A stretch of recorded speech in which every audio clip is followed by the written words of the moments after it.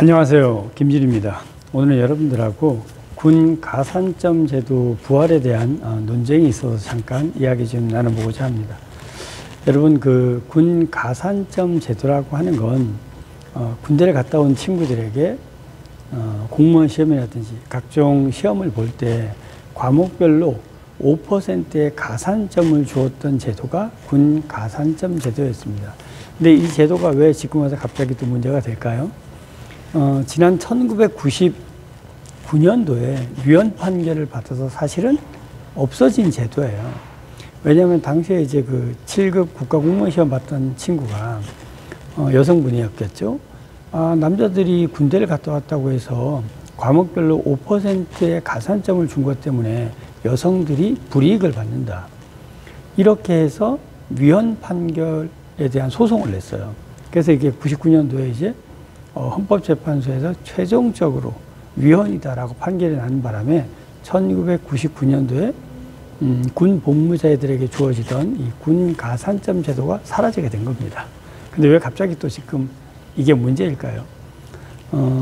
뭐 정치하시는 분들은 자기의 표 때문에 자주 이런 얘기를 하잖아요. 근데 저는 예비역 입장에서 생각해 보면 이건 당연히 부활을 해 주어야 된다고 생각합니다.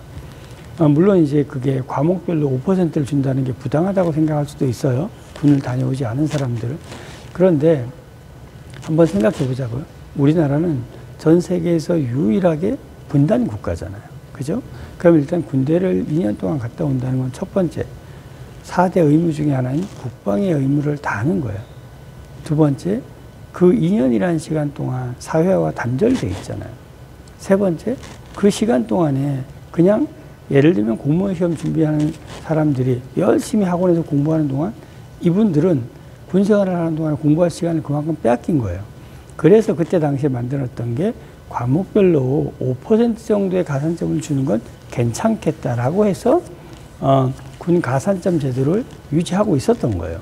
그런데 이제 세월이 바뀌다 보니까 뭐 군을 안 갔다 온 사람들, 특히 여성들 입장에서는 이건 평등권 침해다. 뭐 여러 가지 논쟁이 돼서 사실은 이게 위헌 판결까지 올라가서 헌법재판소에서 최종적으로 위헌 판결을 받게 된 거죠.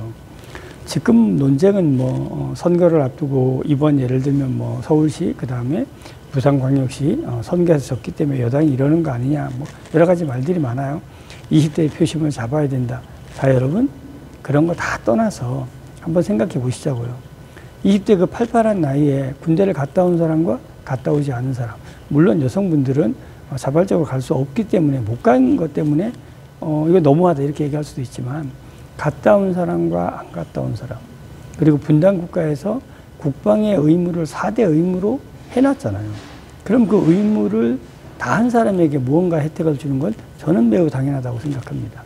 따라서 군 가산점 제도는 뭐 정치의 영역이 아니라 20대 한창 팔팔한 청년들이 국가를 위해서 2년이라는 시간을 봉사한 거에 대한 봉사에 대한 가산점이다. 이렇게 생각한다면 굳이 이걸 뭐 군 가산점 제도의 부활이냐 아니냐 이렇게 따질 게 아니라 당연한 거라고 저는 예비역 입장에서 생각하는 바입니다. 혹시 또 뭐 여성분들이 이 영상을 보면서 말도 안 되는 꼰대 같은 소리다라고 할지 모르겠습니다. 예, 꼰대라고 해도 괜찮습니다. 하지만 33년 예비역 입장에서 군 가산점 제도는 반드시 필요하다라는 생각을 말씀드리고 싶습니다. 오늘 영상이 여러분들에게 도움이 됐길 바랍니다. 고맙습니다.